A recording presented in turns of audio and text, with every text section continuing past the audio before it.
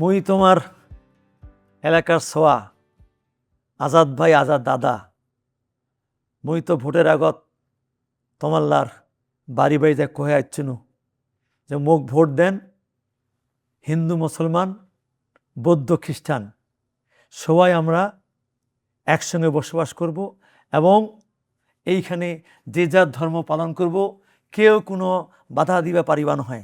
ভিন্ন মতে সহমত। দর্শক, চ্যানেল আই ভিন্ন মতে সহমত অনুষ্ঠান যে যেখান থেকে দেখছেন সবাইকে শ্রদ্ধা সহ আমন্ত্রণ। আজকের পর্বে আমাদের সাথে সম্মানিত অতিথি হিসেবে উপস্থিত আছেন জনাব ফরহাদ হোসেন আজাদ, সংসদ সদস্য পঞ্চগড় ২, প্রতিমন্ত্রী পানি সম্পদ মন্ত্রণালয়। একই সাথে তিনি বিএনপির জাতীয় নির্বাহী কমিটির পল্লী উন্নয়ন বিষয়ক সম্পাদক এবং পঞ্চগড় জেলা বিএনপির সদস্য সচিব জনাব ফরহাদ হোসেন আজাদ। প্রথমে যদি আপনার কাছ থেকে আমরা জানতে চাই যে নির্বাচনের আগে, যদি আমি স্পেসিফিক বলে দিই যে ৩ মাস আগে আপনার কর্মব্যস্ততা এবং সেই সাথে নির্বাচনের আগে আপনি আপনার আসনের মানুষের উদ্দেশ্যে যে প্রতিশ্রুতি দিয়েছিলেন সেই প্রতিশ্রুতি নিয়ে শুরু করতে চাই। ধন্যবাদ চ্যানেল আই এবং ভিন্ন মতে সহমত আজকের এই অনুষ্ঠানের দর্শক শ্রোতা কলাকুশলী এবং চ্যানেল আইয়ের কর্তৃপক্ষকে। নির্বাচনের পূর্বে ৩ মাস যেভাবে মানুষের সঙ্গে সম্পৃক্ততা, জনগণের জন্য কাজ করা এবং আগামী দিনে সংসদ সদস্য হলে তাদের প্রতিনিধি নির্বাচিত হলে কি করতে পারি, কি করব, কি করা উচিত, সেই বিষয়গুলো প্রত্যন্ত অঞ্চলে গিয়ে মানুষকে আশ্বস্ত করতাম এবং সেভাবে মানুষদেরকে আমার সঙ্গে কাজ করার জন্য ঐক্যবদ্ধ করতাম। ধন্যবাদ মাননীয় প্রতিমন্ত্রী। আমি জানতে চাই হলো 3 মাস আগে, নির্বাচনের আগে যে কর্মব্যস্ততা আপনি পার করেছেন, এখন 2.5 মাস হয়ে গেছে আপনার শপথ নেওয়াটা, এই 2.5 মাসে আর আগের 3 মাস আসলে পার্থক্যটা আমরা আসলে কি বুঝবো আপনার জায়গা থেকে যদি জানেন? ধন্যবাদ। আগের 3 মাস আমরা কমিটমেন্ট করেছিলাম, আশ্বস্ত করেছিলাম এবং মানুষদেরকে, জনগণকে আমাদের পক্ষে আমরা থাকার আহ্বান করেছিলাম।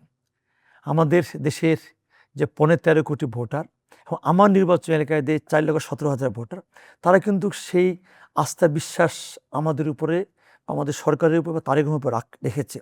এখন কিন্তু আমাদের প্রতিশ্রুতির বিষয় না, এখন আমাদের সেই প্রতিশ্রুতিগুলো বাস্তবায়ন করতে হবে এবং সেগুলো যত দ্রুত সম্ভব আমরা বাস্তবায়ন করব এবং মানুষের কাছে পৌঁছে দেব। সেই কর্তব্যপরণতা আমাদের প্রতিনিয়ত, প্রতি মুহূর্ত আমাদের বিশেষ করে আমাদের হৃদয়ের মধ্যে, আমাদের হৃদয়ের মনের মধ্যে কাজ করছে এবং যেটা আমাদের মাননীয় প্রধানমন্ত্রী তারেক রহমান সবসময় আমাদের মনিটরিং করছে। এই গত 2.5 মাসে যদি আপনার কাছ থেকে দৃশ্যমান কিছু বিষয় জানতে চাই, কি ধরনের উদ্যোগ আসলে নিয়েছেন? নির্বাচনী ইশতেহারে ছিল আমরা সরকার গঠন করলে 20,000 নদী, খাল, জলাশয় খনন, পুনঃখনন এবং পুনরুদ্ধার করব। গত 16ই মার্চ মাননীয় প্রধানমন্ত্রী আমাদের দিনাজপুরে কাহারোলে সাহাপাড়ায় একটি 13 কিলোমিটারের আমাদের খাল খনন দিয়ে শুরু করলেন উদ্বোধনের মধ্য দিয়ে এবং সেই দিনে আমরা একযোগে প্রায় 54টি জেলায় আমাদের বিভিন্ন দপ্তরের দায়িত্ব মন্ত্রী, হুইপ, প্রতিমন্ত্রী এবং সংসদ সদস্যের মাধ্যমে আমরা টিম করে একযোগে কিন্তু আমরা 54টি জেলায় আমরা সেই নদী, খাল, জলাশয় আমরা সেগুলো কিন্তু আমরা উদ্বোধন শুরু করেছি এবং ইতিমধ্যে আমাদের 60টি জেলায় কিন্তু আমাদের সেখানে নদী, খাল, জলাশয় খনন শুরু হয়েছে এবং পর্যায়ক্রমে সেই কাজগুলো আমরা কিন্তু শুরু করছি এবং আমাদের মাননীয় প্রধানমন্ত্রীর নির্দেশনা দিয়েছেন 180 দিনের একটা কর্মযজ্ঞ আমাদের হাতে দিয়েছেন। সেক্ষেত্রে আমরা বিশেষ করে প্রায় এই 180 দিনে আমরা 1400 কিলোমিটার আমরা নদী, খাল, জলাশয় খনন করবো বলে আমরা সেখানে আমাদের পরিকল্পনা নিয়েছি এবং এই পরিকল্পনা কিন্তু আমরা প্রায় আমি মনে করি আমরা প্রায় 70 থেকে 80% ইতিমধ্যে আমাদের সেই কাজগুলো আমরা এগিয়ে নিতে পেরেছি। আর যেগুলো বাকি আছে আমাদের বিশেষ করে পানি সম্পদ মন্ত্রণালয়ের একটা জিনিস আপনারা মাথায় রাখবেন, আমরা কিন্তু বর্ষা মৌসুমে কিন্তু আমরা নদী, খাল, জলাশয় খননে কিন্তু আমরা যাই না, কারণ আমাদের বর্ষা বিশেষ করে আমরা জুন থেকে শুরু করি বর্ষা এবং যেটা আমাদের আগস্ট সেপ্টেম্বর পর্যন্ত যেটা চলে আর কি, এই সময়টা কিন্তু সাধারণত আমাদের এই নদী, খাল, জলাশয় খনন হয় না। কাজে সেক্ষেত্রে আমরা এই যে 6 থেকে 7 মাস এই যে আমরা যেটা আমাদের পরিকল্পনা, সেই পরিকল্পনা মাফিক আমরা সেখানে কাজগুলো করছি। এর পাশাপাশি একটা জিনিস আপনাদেরকে অবগত চাই, মাননীয় প্রধানমন্ত্রী নির্বাচনের সময় উনি আবার একটা কমিটমেন্ট করেছিলেন যে সারা বাংলাদেশে উনি 25 কোটি বৃক্ষরোপণ করবেন। আমরা কিন্তু ঠিক ওই নদীর পাশে, ওই খালের পাশে, জলাশয়ের পাশে কিন্তু আমরা যেখানেই সেখানে আমরা এই খালগুলো খনন করছি, আমরা সেখানে কিন্তু আমরা বিশেষ করে ফলস যেগুলো আমাদের বিশেষ করে গাছ আছে, কাঁঠাল গাছ, আম গাছ, নিম গাছ, এইরকম গাছগুলো কিন্তু আমরা সেখানে রোপণ করার চেষ্টা করছি। এই বৃক্ষরোপণটাও কি আপনি বা আপনার মন্ত্রণালয়ের সঙ্গে আমাদের এই related? আমি এটুকু বলতে চাই, আমরা যখন এই বিশেষ করে এই মন্ত্রণালয়ের কাজ শুরু করলাম, বাংলাদেশের স্বাধীনতার প্রথম আমরা পানি সম্পদ মন্ত্রণালয়, আমরা এগ্রিকালচার মন্ত্রণালয়, এলজিডি মন্ত্রণালয় এবং দুর্যোগ ও ত্রাণ মন্ত্রণালয়ের সমন্বয়ে আন্তঃ মন্ত্রণালয় একটা সভা করেছিলাম। সেই সভার মধ্য দিয়ে কিন্তু আমরা সিদ্ধান্ত নিলাম যে কিভাবে আমাদের মাননীয় প্রধানমন্ত্রীর এই যে পরিকল্পনা, এই যে বিশেষ করে খাল খনন, এই যে বৃক্ষরোপণ এবং মৎস্য চাষ বৃদ্ধি এবং আমাদের পরিবেশ রক্ষা করা যায়, সেই বিষয়গুলো প্রথম আমরা আন্তঃমন্ত্রণালয়ে মিটিং করি কিন্তু আমরা সিদ্ধান্ত নিলাম। যে সিদ্ধান্ত আলোকেই কিন্তু আমরা এই কাজগুলো শুরু করেছি এবং সেইভাবে কিন্তু আমাদের কর্মযজ্ঞ চালিয়ে যাচ্ছি এবং আমাদের লক্ষ্য কিন্তু 5 বছর না, আমরা 4 বছরের মধ্যে কিন্তু আমরা এই 20,000 নদী খাল করব এবং বাংলাদেশকে আমরা খাদ্যে স্বয়ংসম্পূর্ণ করব, যেটা শহীদ প্রেসিডেন্ট জিয়াউর রহমান 1977 থেকে 81 সালে যেটা করে উনি খাদ্য স্বয়ংসম্পূর্ণ হয়েছিলেন এবং খাদ্য রপ্তানি করেছিলেন। আমরাও সেই ধরনের পরিকল্পনা নিয়ে কিন্তু এই কাজ শুরু করেছি। এর পাশাপাশি আমাদের ফ্যামিলি কার্ড, আমাদের কৃষক কার্ড, আমাদের বিশেষ করে কৃষকদের আমরা 10,000 টাকা সুদবিহীন লোন আমরা মওকুফ করে দিয়েছি প্রথম ক্যাবিনেট মিটিংয়ে। এরপরে আমাদের ইমাম, মুয়াজ্জিন এবং পুরোহিতদের আমরা ভাতা দেওয়া শুরু করেছি। আমরা এইভাবে আমাদের কর্ম পরিকল্পনাগুলো আমরা যে শুরু করেছি, আমার বিশ্বাস যদিও আমরা সরকার গঠন করার পরেই এই যে আমাদের মধ্যপ্রাচ্যের যুদ্ধ, এই যুদ্ধই কিন্তু শুধু বাংলাদেশ না, সারা পৃথিবী কিন্তু থেমে গেছে এবং অর্থনৈতিকভাবে সারা পৃথিবী একটা বিপর্যয়ের মুখে পড়ছে। এরপরে কিন্তু আমাদের মাননীয় প্রধানমন্ত্রী তার যে কর্মযোগ্যতা, কর্মতৎপরতা এবং সময় নিয়ে তার যে সমস্ত পরিকল্পনা বাস্তবায়ন করা, আপনি এখানে অবাক হয়ে যাবেন। উনি অফিস করেন, সেখানে এসি টেম্পারেচার 25-এর নিচে নামতে দেন না।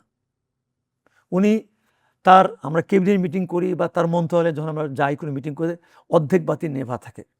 অর্থাৎ উনি কীভাবে আমাদের বিদ্যুৎ সাশ্রয় করছেন। মাঝে মধ্যে উনি মন্ত্রণালয়ে বিভিন্ন মন্ত্রীর ফ্লোরে যান, সেখানে যেয়ে দেখেন যে আমি কি এসি, লাইট, ফ্যান, টিভি চালিয়ে কি রুমে আছি নাকি আমি বাইরে কোথাও গিয়েছি। কিন্তু এইখানে এই কাজটা যখন শুরু হয়েছে তারপর থেকে কিছু ভিন্ন মতো শোনা যাচ্ছে যেমন সোশ্যাল মিডিয়াতে, যারা নেতিবাচক জায়গা আচ্ছা, থেকে আচ্ছা। দেখতেছেন যে এই মাননীয় প্রধানমন্ত্রীর একটা এসি বা রুম, সচিবালয় শুধুমাত্র এইগুলা যদি সেভ করে কি সারা দেশের এগুলাকে সেভ করা সম্ভব না? আসলে কি বার্তা দিতে চাচ্ছে? আমি বলতে চাই, আমি একজন মুসলমান। আমাদের নবী করিম সাল্লাল্লাহু আলাইহি সাল্লাম, আমি যেটুকু জানি, উনি বলেছেন নিজে আগে তুমি চিনি খাওয়া বাদ দাও, অন্যকে তুমি চিনি খাইতে নিষেধ করো। আমাদের মাননীয় প্রধানমন্ত্রী কিন্তু নিজে শুরু করেছেন এবং সেখানে এর পাশাপাশি উনি ওনার মন্ত্রণালয়ের মন্ত্রী, প্রতিমন্ত্রী, উপদেষ্টাদেরকে সেটাকে ধারণ করতে বলেছেন। এর মধ্য দিয়ে যখন মন্ত্রী, এমপি, প্রধানমন্ত্রী ধারণ করবেন, এর পাশাপাশি সেখানে সচিবরা, অন্যরা আমরা ধারণ করছেন। এইটার বিশেষ করে আমাদের যে পার্লামেন্ট মেম্বার আছে তারা ধারণ করছেন। এটার কিন্তু আমি মনে করি এর প্রভাবটা কিন্তু পর্যায়ক্রমে আমাদের তৃণমূল পর্যায়ে কিন্তু মানুষ এটা ধারণ করবে। ধন্যবাদ জনাব ফরহাদ হোসেন আজাদ। আমরা যদি আপনার কাছ থেকে, আপনি যদিও জাতীয় বিষয় নিয়ে কথা বললেন, কিন্তু জি। আপনার শিকড় অর্থাৎ পঞ্চগড় আসন, যে এখানকার জি। মানুষ আপনাকে ভোট দিয়ে আপনাকে জাতীয় জায়গায় পৌঁছাচ্ছেন এবং সংসদে কথা বলার জন্য দিয়েছেন, তাদের উদ্দেশ্যে আপনার কোনো যে কমিটমেন্টগুলো ছিল তাদের জন্য বাস্তবায়নের আলাদা করে কোনো কিছু প্ল্যানিং আছে কিনা, বা না। ইতিমধ্যে সেগুলো কোনো বাস্তবায়ন হয়েছে কিনা? আমি আপনাকে ধন্যবাদ। আমি আপনাকে বলি, আমি যেহেতু আমার পঞ্চগড় 2 আসন দেবীগঞ্জ বদার মানুষই কিন্তু আমাকে আজকে এই জায়গা পৌঁছানোর, তা আমাকে সৌভাগ্যবান তৈরি করেছেন তারা। অতএব তাদের নির্বাচনের পূর্বে আমাদের অনেকগুলো কমিটমেন্ট ছিল।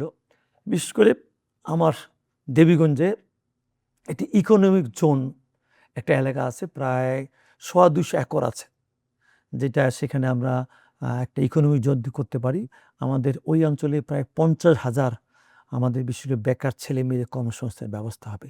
হ্যাঁ, ইতিমধ্যেই মাননীয় প্রধানমন্ত্রীর নির্দেশনায় এবং আমি সেখানে আমাদের অর্থ পরিকল্পনা উপদেষ্টাকে নিয়ে গিয়েছিলাম, তাকে আমরা ভিজিট করিয়েছিলাম এবং আমাদের বিশেষ করে বিকেএমই সভাপতি সহ আমি প্রায় 2 ধাপে অনেকগুলো বড় বড় ব্যবসায়ীকে সেখানে আমাদের প্রাণ গ্রুপ, আবুল খায়ের গ্রুপ, বেঙ্গল গ্রুপ এরকম বড় বড় ব্যবসায়ীদেরকে সেখানে আমি ভিজিট করিয়েছিলাম এবং তারা সবাই দেখে এবং সেইভাবে কীভাবে সোলার প্ল্যান্ট করা যায় বা কি অ্যাগ্রোবেস কি বিশেষ করে ইন্ডাস্ট্রি করা যায়, যেহেতু আমাদের ওই অঞ্চলগুলো অ্যাগ্রোবেসের জন্য ভালো হয়, সে বিষয়গুলো কিন্তু তারা আমাকে আশ্বস্ত করেছে এবং মাননীয় প্রধানমন্ত্রীকে পরবর্তীতে আমি যখন আপডেট দিয়েছিলাম, উনি সেখানে বেজার যে আমাদের চেয়ারম্যান আছে আশিক সাহেবকে উনি বলেছেন যে আমার কথা বলেছেন যে ও যেভাবে যেটা আগাচ্ছে, আর যেহেতু মাননীয় প্রধানমন্ত্রী কিন্তু একটা জিনিস বলেছেন, উনি এখন আগামী দিনে আঞ্চলিক সমতা ভিত্তিতে উনি কিন্তু এলাকার ডেভেলপ চান।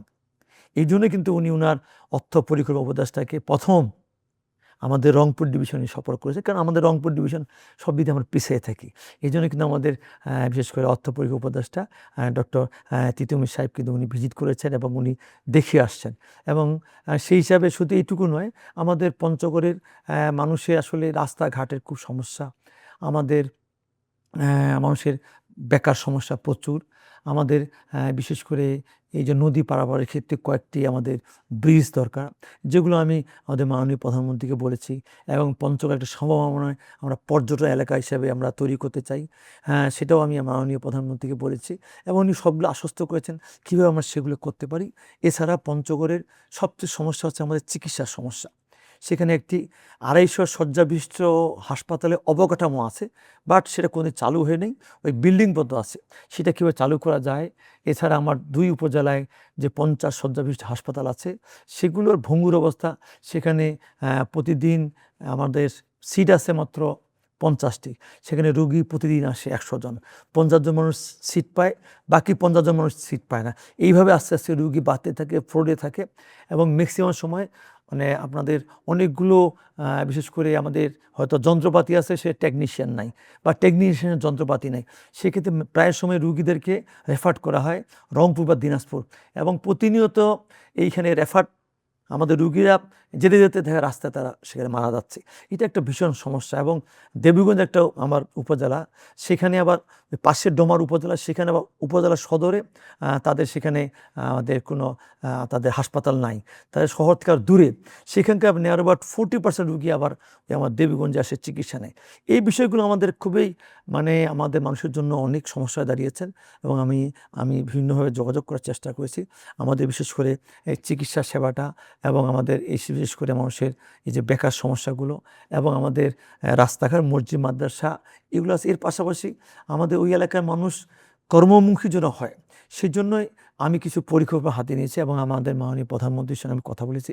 উনি আশ্বস্ত করেছেন কীভাবে আমাদের ছেলে মেয়েদেরকে, বিশেষ করে আপনি খেয়াল করবেন আমাদের নর্থ বেঙ্গলের কোনো ছেলে কিন্তু ঢাকাও যেতে চায় না, বিদেশ যাওয়া তো দূরের কথা। সেক্ষেত্রে তাদেরকে কীভাবে আমরা কিছু বিশেষ করে জাপানি ভাষা বা চাইনিজ ভাষা শিখে তাদেরকে যে আমরা বাইরে পাঠাতে পারি, যেগুলো মাননীয় প্রধানমন্ত্রীর পরিকল্পনা আছে, সেই পরিকল্পনাগুলো বিশেষ করে আমার মধ্যে আছে এবং যেগুলো আমি চেষ্টা করছি সেগুলো যেন পর্যায়ক্রমে বাস্তবায়ন করতে। এবং এর পাশাপাশি আমাদের মধ্যে একটা জিনিস নর্মাল শিক্ষা প্রতিষ্ঠান গড়ে তোলা। আমি এই ক্ষেত্রে দ্বিমত পোষণ করি, আমাদের লোকজনকে আমি বোঝাতে সক্ষম হয়েছি। আমরা আগামী দিনে যদি প্রতিষ্ঠান করি, টেকনিক্যাল প্রতিষ্ঠান করব, অর্থাৎ একটা ছেলে যদি টেকনিক্যাল কিছু শিখে সে অন্তত কী হবে, কিছু না করতে একটা মোবাইলের মেকানিক হতে পারবে, এটা ফ্রিজ বা টিভি মেরামত করতে পারে, যেখানে সে প্রতিনিয়ত অন্তত 500-1000 টাকা ইনকাম করতে পারবে। এই বিষয়গুলো আমি মাথায় নিয়ে কাজ করছি এবং আশা করব যে বিশেষ করে ইনশাল্লাহ মাননীয় প্রধানমন্ত্রী আমাদের বিশেষ করে আমার প্রতি যে বিশ্বাস রেখেছেন, ইনশাল্লাহ ওনার বিশ্বাস নিয়ে এবং ওনার সহযোগিতায় আমি আশা করব আমার নির্বাচন বিশেষ করে পূর্ববর্তী যে আমাদের কমিটমেন্ট ছিল, আমি পর্যায়গুলো সেগুলো বাস্তবায়ন করব। আপনি একই সাথে প্রতিমন্ত্রীর দায়িত্ব পালন করছেন। আপনি যেভাবে আসলে অন্যান্য সেবার কথা আপনার অঞ্চলের কথা বললেন যে স্বাস্থ্যসেবা, শিক্ষার বিষয়গুলো নিয়ে, আপনি তো নিশ্চয়ই অন্য মন্ত্রণালয়ের সঙ্গে আপনি সমন্বয় করবেন। জি। একই সাথে অন্য অঞ্চলের যে সমস্ত আপনার দপ্তরের যে কাজগুলো আছে, সংসদ সদস্যরা আপনার কাছ থেকে চাইবেন। আসলে এই যে কৌশলটা কি বা এই সমন্বয়টা কিভাবে, যে এক অঞ্চলের উন্নয়ন আসলে কার কাছে গিয়ে চাইতে হয়, বা তাদের কি আলাদা কোনো কৌশল আছে, নাকি আপনার যাকে পরিচিত মনে হবে বা যার সমস্যা মনে হবে সেখানেই আপনি আসলে এখানে পাশ করে দিবেন। ধন্যবাদ। আমি একটা বিষয় আপনাকে বলি। এই যে মাঝখানে আমাদের ওই অঞ্চলে মানে ইতিহাসের এইরকম মনে হয় কখনো বিশেষ করে শিলাবৃষ্টি হয় নাই। আমি সেই সময় পঞ্চগড়ে ছিলাম।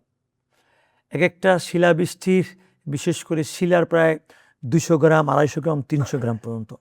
মানুষের ফসলহানি শেষ হয়ে গেছে। আমাদের পঞ্চগড়, ঠাকুরগাঁ, দিনাজপুর, আমাদের নীলফামারী, বগুড়া পর্যন্ত।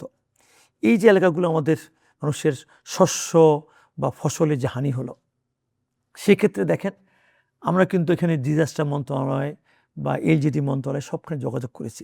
সেখানে কিন্তু আমরা একটা জিনিস আমি আশ্বস্ত করতে চাই, আমরা কিন্তু দলীয় দৃষ্টিকোণ থেকে আমরা চিন্তা করি নাই।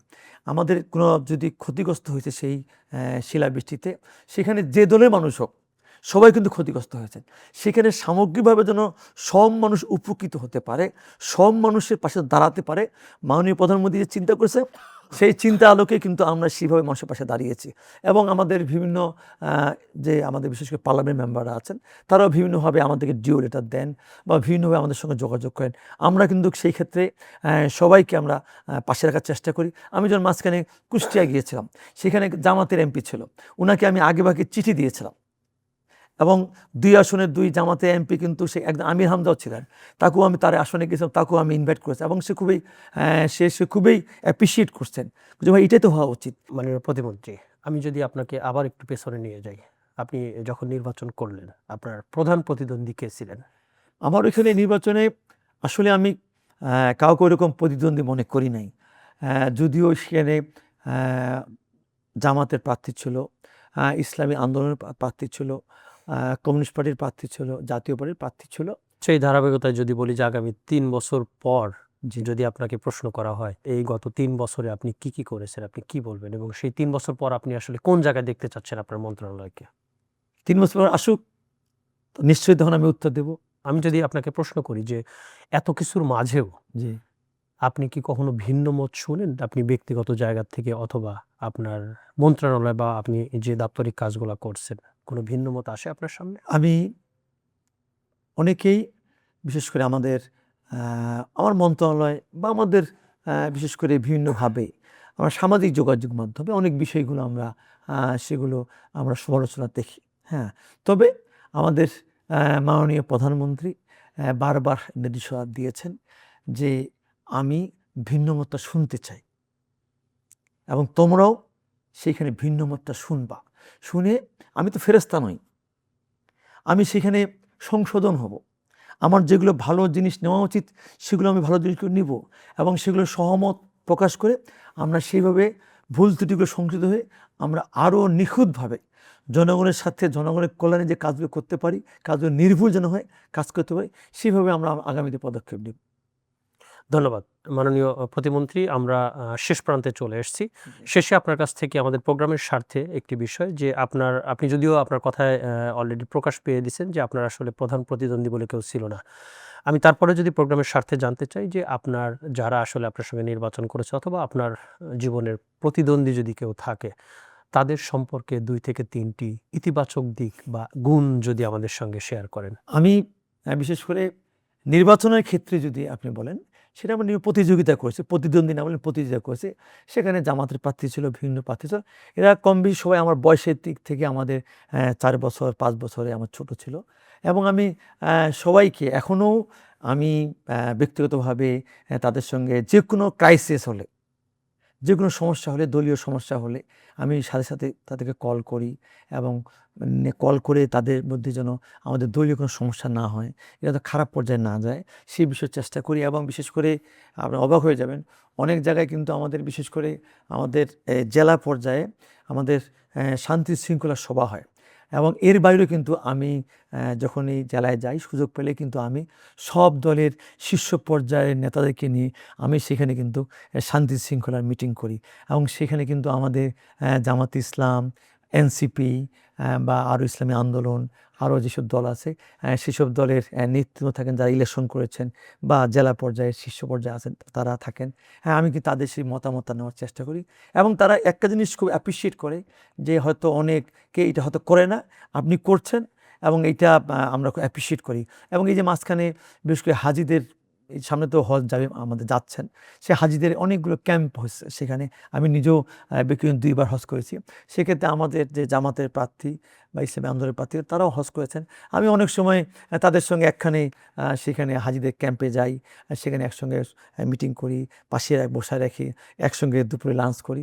এই জিনিসগুলো আসলে আমি রাখার চেষ্টা করি এবং আমি মনে করি আমাদের প্রতিটি বিজয়ী প্রার্থীরাই, সে যে দলের হোক, তাদের উচিত আমাদের যারা নির্বাচনে আমাদের সঙ্গে প্রতিযোগিতা করেছেন সবাইকে পাশে রেখেই আমরা যে কাজগুলো করতে পারি, তাহলে কিন্তু একটা আমাদের গণতন্ত্রের সুবাতাস, আমরা এই যে বিশেষ করে যে ৭১-এর স্বাধীনতা যুদ্ধ, এই যে ৯০ গণঅভ্যুত্থান এবং এই ২৪-এর যে আমাদের যে একটা গণঅভ্যুত্থান হলো, যে গণঅভ্যুত্থানে আমাদের বিশেষ করে আবু সাইদ, ওয়াসিম সহ এই যে আমাদের প্রায় হাজার হাজার আমাদের আমাদের যুবকরা, ছাত্ররা, শ্রমিকরা, তাই না, এই যে আমাদের এদের শহীদের বিনিময়ে যে আমাদের একটা বাংলাদেশ তৈরি হলো, যার মধ্যে আমরা কথা বলতে পারছি, ভোটের স্বাধীনতা ফিরে পেয়েছি, সেক্ষেত্রে আমি মনে করি আমরা যেটাকে ধারণ করতে পারি, তাহলে আমার বিশ্বাস যে এটাকে আমরা কিন্তু সমুন্নত রাখতে পারবো এবং নতুন করে ফ্যাসিস্টরা আর বাংলাদেশে মাথা চাড়া দিতে পারবে না বলে আমি মনে করি। আপনি আপনার আসনের জি। অর্থাৎ পঞ্চগড় 2 আসনের ব্র্যান্ডিং যদি আমাদের সাথে শেয়ার করেন এবং সেই সাথে আপনি দেশের মানুষের পক্ষ থেকে, আপনার দায়িত্বের পক্ষ থেকে যদি কোনো কিছু বলতে চান আমাদের মাধ্যমে জানিয়ে দিতে পারেন। আমি আমার নির্বাচনী আসনে আমি নির্বাচনের পূর্বেই আমি জেকে নিয়ে 2টি অনুষ্ঠান করেছি আমার 2 উপজেলায়, এবং সেখানে তাদের কাছে জানতে চেয়েছিলাম যে আগামী দিনে আমি সংসদ সদস্য হলে তারা কি চাবে। সেক্ষেত্রে তাদের আমি প্রশ্নগুলো নিয়েছিলাম এবং তাদের সেই প্রশ্নগুলো আমি ধারণ করেছিলাম, এবং নির্বাচিত হওয়ার পরে এবং এই মন্ত্রণালয়ে দায়িত্ব পাওয়ার পরেই কিন্তু আমি 26শে মার্চ এবং 27শে মার্চ আমি 2টি উপজেলায় আমি 2টি প্রোগ্রাম করেছি, এবং প্রোগ্রামের নাম হচ্ছে হ্যালো মিনিস্টার, ঠিক আছে।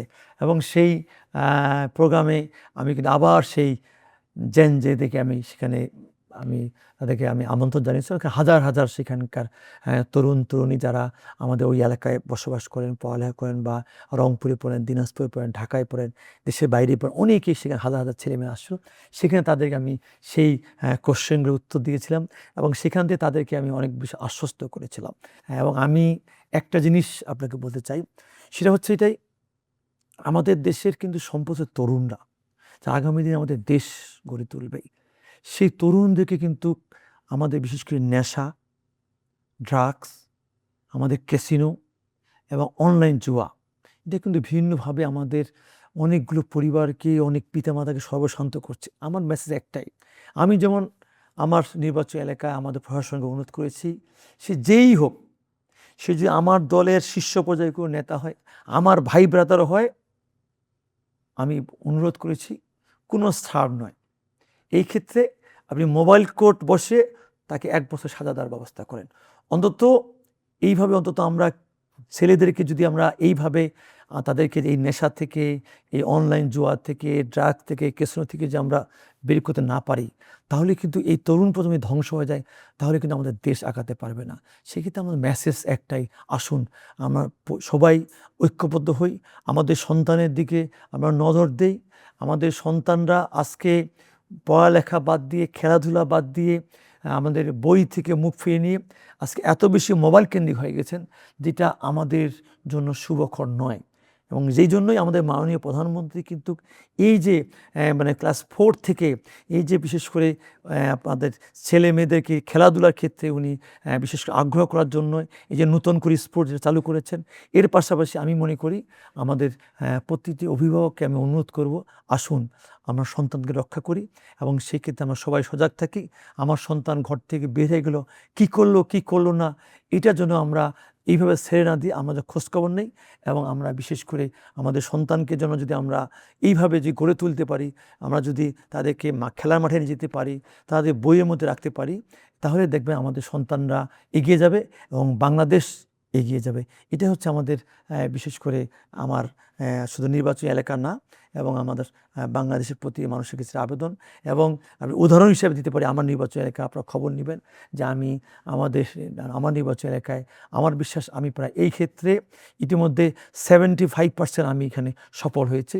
ইনশাল্লাহ হয়তো আরেক কিছুদিন সময় গেলে আমি আমার জেলায় বা বিশেষ করে আমার নির্বাচনী এলাকায় এইরকম বিশেষ করে যুব সমাজ ধ্বংস হোক, এমন কোনো কর্মকাণ্ডে কেউ সম্পৃক্ত হবে না।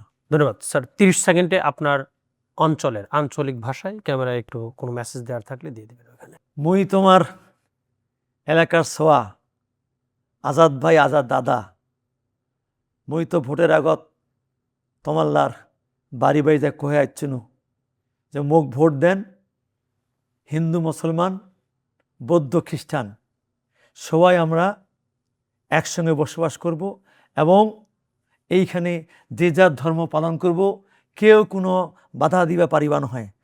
মই কিন্তু এই নির্বাচিত হওয়ার এই 2.5 মাসে এই কথাটা কিন্তু আমি প্রমাণ করিয়া পারিছু। অতএব শুধু আমাদের ধর্মকর্ম নয়, আমরা জীবন চলার ক্ষেত্রেও আমরা এইভাবে কাজ করব।